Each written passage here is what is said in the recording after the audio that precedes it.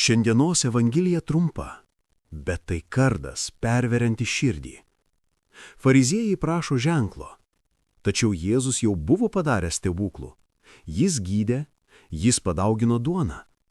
Kodėl jie prašo dar? Nes tas, kuris nenori tikėti, jam jokio ženklo neužtenka. Ir Evangelija sako kažką įspūdingo. Jėzus giliai atsidūsta. Tai ne stebuklo atuodusis, tai skausmo atuodusis dėl žmogaus širdies kietumo. Ir jis sako, šiai kartai nebus duota jokio ženklo. Ir jis išeina. Ar žinai, kokia problema? Tai ne ženklų trūkumas, tai tikėjimo trūkumas. Mes norime Dievo, bet norime ir stabų. Viena koja valtyje, kita pasaulyje.